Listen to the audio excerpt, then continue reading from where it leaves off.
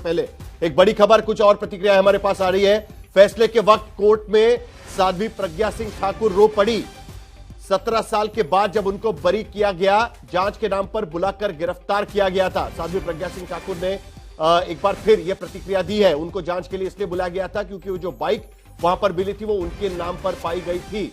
बिना वजह जानबूझकर अत्याचार किया गया। साध्वी प्रज्ञा सिंह ठाकुर कह रही है कि मैं सन्यासी हूं, इसलिए जिंदा हूं। मुस्तफा शेख इस वक्त हमारे पास है। मैं रोज मरकर जी रही हूं, साध्वी प्रज्ञा कह रही है। मुस्तफा शेख जी बिल्कुल, आप कह सकते हैं कि कहीं ना कहीं हेल्थ इश्यूज जो है साध्वी प्रज्ञा सिंह ठाकुर के, वो इस पूरे केस के दौरान सामने आए। उनको टॉर्चर किया गया था इस बात की उन्होंने गवाही दी है। उस समय की सरकार की तरफ से जो बातें कही गई उसकी उन्होंने गवाही दी है। तो कहीं ना कहीं एक बड़ा दिन है उन सारे आरोपियों के लिए जिनको आज कोर्ट ने बरी किया है। किसी भी व्यक्ति को आतंकवाद के आरोप में गिरफ्तार किया जाता है तो उसकी जिंदगी पर एक तरह से परिणाम होता है। वो परिणाम होता हुआ हमको यहाँ पर दिखा है और इसके चलते एक तरह से भावुक होना किसी भी व्यक्ति का ये एक लाजमी चीज है। और वही होता हुआ दिखा है कि जो 17 साल पहले केस शुरू हुआ तब साध्वी प्रज्ञा सिंह और अभी साध्वी प्रज्ञा सिंह की जो तबियत है उसमें काफी बड़ा आप कह सकते हैं बदलाव आया। कर्नल पुरोहित के लिए भी यही बात है, वो उस समय आर्मी में थे, उसके बाद ये 17 साल बाद वो आज निर्दोष साबित हुए। एक व्यक्ति के लिए आर्मी में रहते हुए इस चीज आतंकवाद के आरोप से गुजरना, जेल में इतने सालों रहना, ये चीज है। और बाकी के भी जो 5 आरोपी उनके साथ भी कुछ ऐसा ही हुआ। कुछ रिटायर्ड आर्मी वाले हैं, कोई बाकी के लोग हैं। तो ये सभी आप कह सकते हैं कि 17 साल बाद जो वर्डिक्ट आया जिसमें एक्विट किया गया है, सभी जो दलीलें हैं उसमें उन्होंने निर्दोष पाया गया है। तो उन सभी के लिए उनके बड़ी इंपॉर्टेंट बात है क्योंकि पहली बार 3 धमाके इस तरीके से हुए थे। 2006 में भी मालेगांव में उसी मस्जिद के आसपास धमाका हुआ था। तब भी यह कहा गया था कि यह धमाका आखिरकार किया किसने।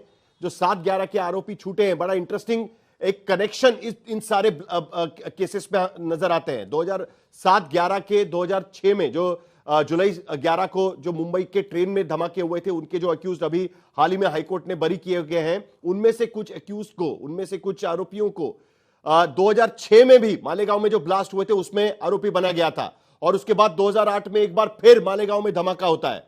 और यहां पर जब जांच शुरू होती है तब पता चलता है कि एक साध्वी प्रज्ञा सिंह ठाकुर को एटीएस ने गिरफ्तार किया है क्योंकि वो जो बाइक है वो साध्वी प्रज्ञा सिंह ठाकुर के नाम पर मिली है। एक बड़ा इंटरेस्टिंग टर्न इस पूरे मामले को मिला था और उसके बाद एक के बाद एक 11 आरोपी इसमें गिरफ्तार हुए थे। इसमें उस वक्त भारतीय लश्कर में काम करने वाले लेफ्टिनेंट कर्नल पुरोहित, जो मिलिट्री में थे, उस वक्त सर्विस में थे, उनको भी गिरफ्तार किया गया था। और उसके बाद इस केस की अलग अलग परतें खुलती गई और उसके बाद तमाम सवाल इस पूरे इन्वेस्टिगेशन पर भी उठे थे। और आखिरकार आज जाकर इस पूरे मामले के इन्वेस्टिगेशन का क्या एनआईए ने जो इन्वेस्टिगेशन रखा था, एनआईए ने जो चार्जशीट फाइल की थी, उसके बाद आज फैसला उसको लेकर आया हुआ है। मुस्तफा, ये दोनों या तीनों केसेस एक दूसरे से कहीं ना कहीं लिंक नजर आती है। मालेगांव में 2006 में हुआ ब्लास्ट, समझौता एक्सप्रेस ब्लास्ट और उसके बाद 2008 का मालेगांव ब्लास्ट, इन तीनों का कनेक्शन जोड़ने की कोशिश की गई थी। विनोद बंसल हमारे साथ, वीएचपी के नेता, इस वक्त फोन लाइन पर मौजूद है। बंसल जी, क्या प्रतिक्रिया आपकी इस पूरे मामले को लेकर? आखिरकार आरोपियों के खिलाफ कोई सबूत, कंक्लूसिव सबूत नहीं मिले हैं, अदालत ने कहा है, और इसके वजह से उनको बरी कर दिया गया है। क्या इस मामले को लेकर आगे इन्वेस्टिगेशन चले, ऐसा आपको लगता है? पूरा इन्वेस्टिगेशन होना चाहिए, बंसल जी? देखिए, मेरा कहना यह है कि इस मालेगांव ब्लास्ट केस के निर्णय ने 4 बातें सिद्ध कर दी हैं। एक तो ये कि कांग्रेस का जो मनगढ़ंत हिंदू आतंकवाद, भगवा आतंकवाद की चोरी घटने का जो सेवा स्वप्न था, वो टाएं टाएं फिर से हो गया। दूसरी बात ये कि जिस तरह से रियल अपराधियों को, आतंकियों को बचाने के लिए कांग्रेस ने जो षड्यंत्र रचे थे, और वास्तव में मालेगांव ब्लास्ट के जो आरोपी थे जिन्होंने पहले इन पर आरोप लगाए थे, उनको पकड़ा भी था। आपको याद होगा कि ये इन सारे आरोपियों को इन कांग्रेसियों ने ट्रेन में बिठा करके पाकिस्तान भेज दिया था, और ये कहते हुए कि नहीं, ये आरोपी नहीं, आरोपी तो ये हिंदू हैं और ये भगवा हैं। तो ये तीसरा अपराध किया। चौथा ये कि इन्होंने जो है जिस तरह से न्याय के बीच में रोड़ा बन करके, और जो वास्तव में लोग मारे गए थे, उनकी आत्मा की शांति के लिए कम से कम जो रियल अपराधियों को पकड़ना चाहिए था, उनको छोड़ दिया। ये जो काम है कांग्रेस का, ये न सिर्फ हिंदू द्रोही है बल्कि देशद्रोही भी है। इसमें कांग्रेस को, पूरे नेतृत्व को साष्टांग दंडवत करके देश और हिंदू समाज से माफी मांगनी चाहिए। और मुझे तो लगता है कि सदन में एक प्रस्ताव आना चाहिए कि हाँ, कांग्रेस आतंक की जननी है, आतंकवादियों को पालना पोषना बढ़ाना है, इसकी पुरानी नीति रही है। आप देखिए 2008 में सिर्फ मालेगांव ब्लास्ट नहीं हुआ था, आधा दर्जन से अधिक ठाकुर यहाँ पर कह रही है बिना वजह मुझ पर अत्याचार हुए हैं, मुझे आरोपी बनाकर प्रताड़ित किया गया, और जैसे ही उन्होंने फैसला सुना वो रो पड़ी। वहां पर जांच के नाम पर बुलाकर गिरफ्तार किया गया। साध्वी प्रज्ञा सिंह ठाकुर की ये प्रतिक्रिया कोर्ट के फैसले के बाद यहां पर आते हुए नजर आ रही है विनोद बंसल जी। लेकिन उसके बाद जो आप मालेगांव ब्लास्ट का जिक्र कर रहे हैं, 2006 के मालेगांव ब्लास्ट का, उन आरोपियों को भी अदालत ने बरी कर दिया गया था, उनको छोड़ दिया गया था, डिस्चार्ज कर दिया गया था। अब इस पूरे मामले की दोबारा जांच होनी चाहिए क्या? आपकी क्या मांग है इस मामले को लेकर? नहीं, हमारी मांग ये है कि कांग्रेस को तुरंत अविलंब देश और हिंदू समाज से माफी मांगनी चाहिए। जिस तरह से पूज्य संतों को और सैन्य अधिकारियों को और समाज को फंसाया गया था, उसी वजह के कुकर्म सामने आ गए हैं। दिग्विजय सिंह अभी स्टेटमेंट दे रहे थे, विनोद बंसल जी पार्लियामेंट पे, विनोद बंसल जी, दिग्विजय सिंह अभी स्टेटमेंट दे रहे थे कि आतंक का कोई धर्म नहीं होता है, ना हिंदू होता है ना मुसलमान होता है। थोड़ी देर पहले अभी बयान दिया है उन्होंने। नहीं, लेकिन कांग्रेस का आतंक का धर्म कांग्रेस जरूर होता है। मुझे लगता है आतंक का सही मायने में धर्म कांग्रेस है। ये जो जिस तरह की थ्योरी इन्हीं दिग्विजय सिंह ने गढ़ी थी ना, भगवा आतंकवाद और हिंदू आतंकवाद, आप मुझे बताइए 2008 में सिर्फ मालेगांव ब्लास्ट हुआ था, जयपुर, बेंगलोर, अहमदाबाद, दिल्ली, गुजरात, ये अनेक स्थानों पर अभी कई सारे इन्वेस्टिगेशन में क्या हुआ है वो अभी तक पता चलना बाकी है। समझौता ब्लास्ट केस है, मक्का मस्जिद ब्लास्ट केस है, मालेगांव का 2006 के धमाके हैं, 2008 के धमाके। अब ये धमाके किसने किए, इसको लेकर एनआईए को जांच करना है। देखिए आरोपी तो छूट गए, जो आरोपी जिनको गिरफ्तार किया गया था एटीएस ने, एनआईए ने इन्वेस्टिगेशन टेक ओवर किया था, लेकिन अब ये धमाके किसने किए ये एनआईए ढूंढता है कि नहीं, उस पर भी ध्यान रखना पड़ेगा। रेणुका चौधरी कांग्रेस की नेता सांसद, उन्होंने क्या कहा है वो जरा सुनते हैं। कांग्रेस सांसद रेणुका चौधरी हमारे साथ बातचीत करने के लिए। मैम, मालेगांव ब्लास्ट में जितने भी आरोपी थे सबको बरी कर दिया गया है, आप इसको किस तरह से देखते हैं? इतने साल लगा ना सरकार हुकूमत में आने को, तो उतना टाइम लग गया है। ये तो हमें पता था कि ये होने वाला है, इशारा काफी है। अब छुट गए, देखें आगे जाके क्या होगा। क्यों आपको लग रहा था कि उनकी होने ही वाला है? अकलमंद को इशारा काफी है। आप देख रहे हैं कि पार्लियामेंट में क्या बोलते हैं, बाहर क्या बोलते हैं, रूलिंग पार्टी क्या कहती है, इसी से पता है। कल के गृह मंत्री जी के बयान के बाद आपको लगता है कि आज होना था ऐसा? आप ही कहिए, क्या नहीं होना था? क्या बात कर रहे थे? कुछ शर्म करे कि हम ऐसे बात करते हैं, इतने जिम्मेदारी स्थान पे बैठकर हम ऐसे बात करते हैं जैसे हमें कोई जानकारी है ही नहीं। तो आप इशारा उन लोगों से कर रहे हो कि जो ये काम करते हैं कि उनको तुमको छूट मिल गई। लेकिन हिंदू आतंकवाद का वर्ड का जो आतंकवाद का कोई मजहब नहीं होता है। लेकिन हिंदू आतंकवाद में आपकी तो सरकार के मुसलमान आतंकवाद हम कहते हैं तो हिंदू आतंकवाद कहने की मजबूरी हो जाती है।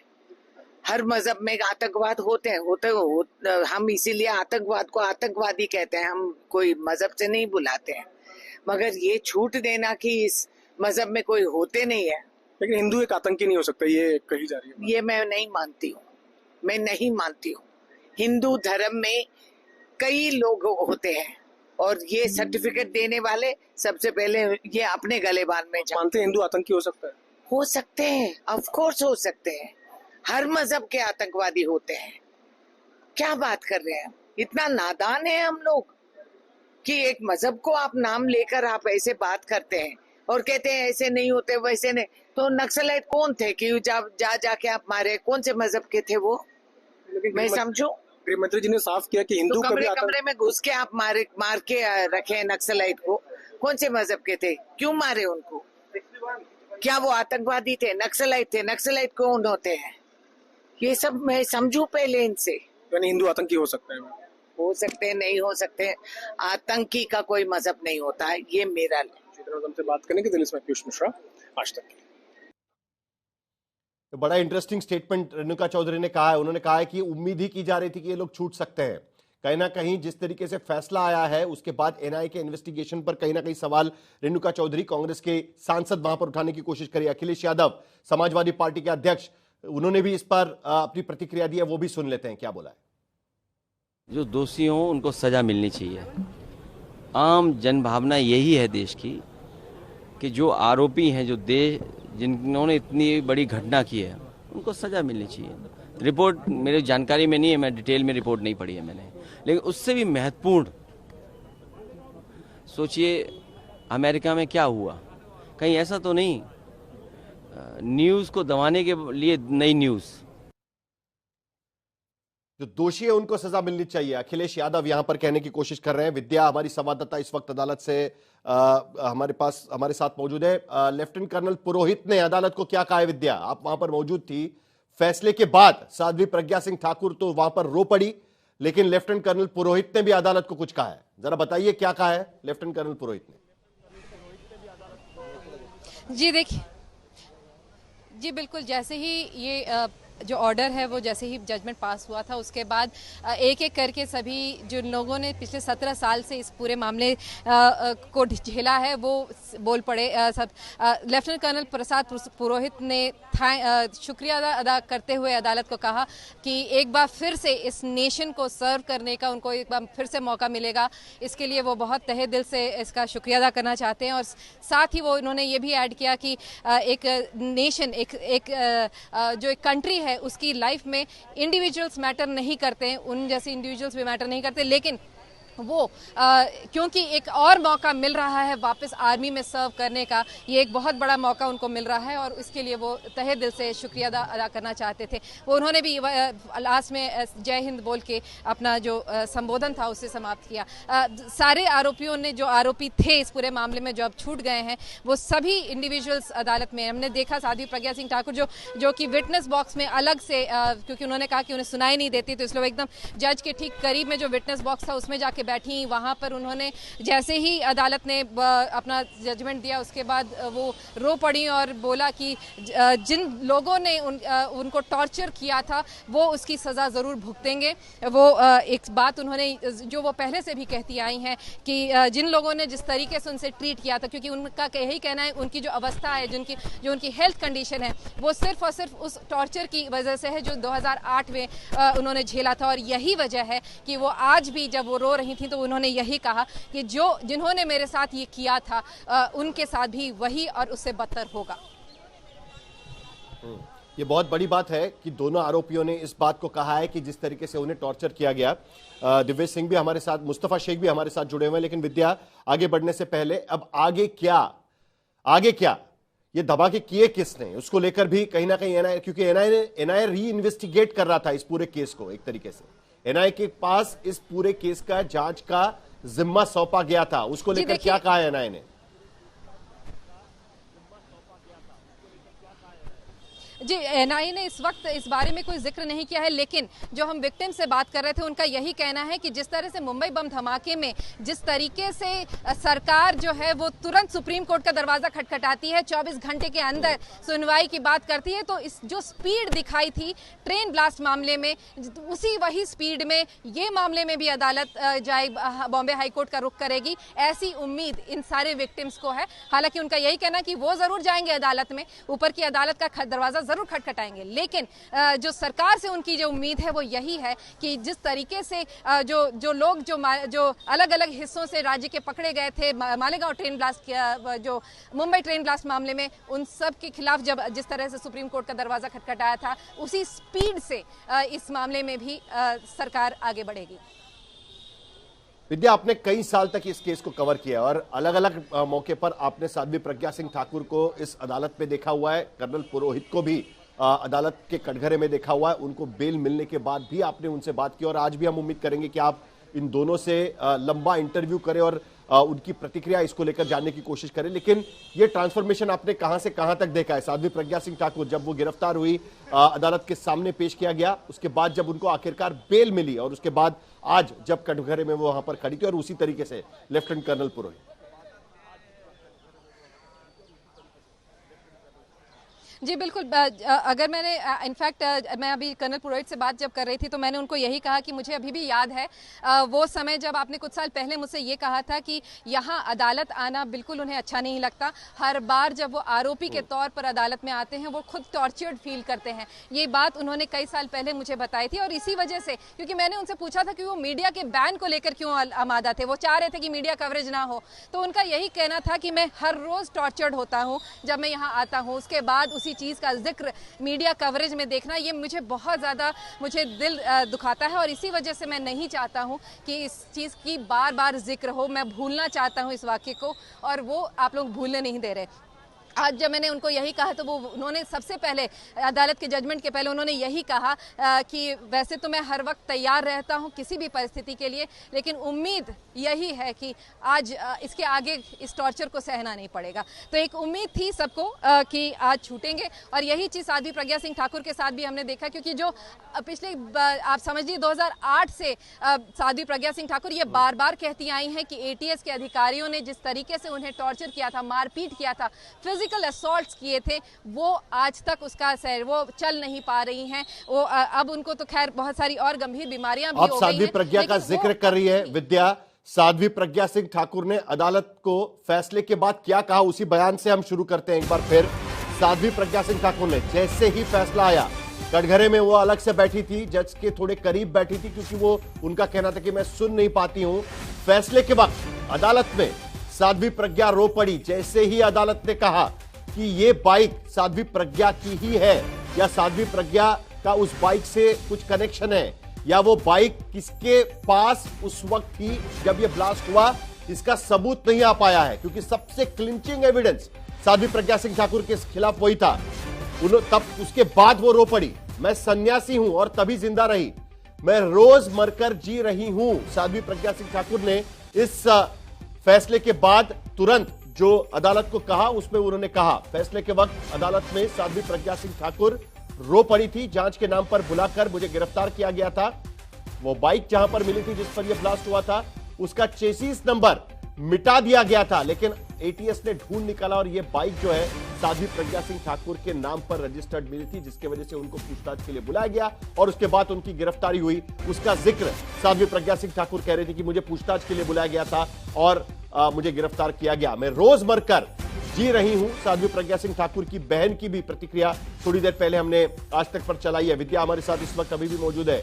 विद्या, ये बयान अदालत में वो रो पड़ी, जैसे ही उन्हें पता चला कि उनके खिलाफ एविडेंस एनआईए नहीं रख पाया है, पाई है, उसके बाद उनको पता चल गया था। विद्या जी बिल्कुल, अदालत में कि जब वो विटनेस बॉक्स जो है जो जज के ठीक करीब रहता है वहाँ पे बैठी हुई थी, और एक चेयर लगाया गया था खासतौर से जिस पर वो मलमल का एक कपड़ा बिछवाती हैं और उसके बाद वो बैठती हैं। तो जैसे ही साध्वी जी बैठी हुई थी, उन्होंने पूरा आराम से सुना इस पूरे जजमेंट को, पूरी कान लगा के सब लोग सुन रहे थे। लेकिन जैसे ही जजमेंट आया, एक तरीके से हमने देखा कि जैसे कि अभी कुछ दिन पहले जो मुंबई ट्रेन ब्लास्ट मामला था, उसमें भी जब हमने देखा था, जितने आरोपी थे वो सब के सब, किसी ने कोई शोर नहीं मचाया, किसी ने कुछ नहीं कहा, सीधे एक खुशी सबके और एक संतोष की आखिरकार अब एनआईए के वकील वहां पर थे। यहाँ भी इस मामले में हमको एनआईए के वकील वहां पर थे, अभी तक उनकी प्रतिक्रिया नहीं आई है। इससे पहले 7/11 के फैसले के बाद में सरकार की तरफ से प्रतिक्रिया आई थी। एकनाथ शिंदे उप मुख्यमंत्री, उनसे मैंने बात की है थोड़ी देर पहले, उनकी प्रतिक्रिया भी मुझे चलानी है। लेकिन क्या उम्मीद है कि एनआईए ऊपरी अदालत में जाएगी इस मामले को लेकर, यह मामला खत्म हो गया अभी उनके लिए?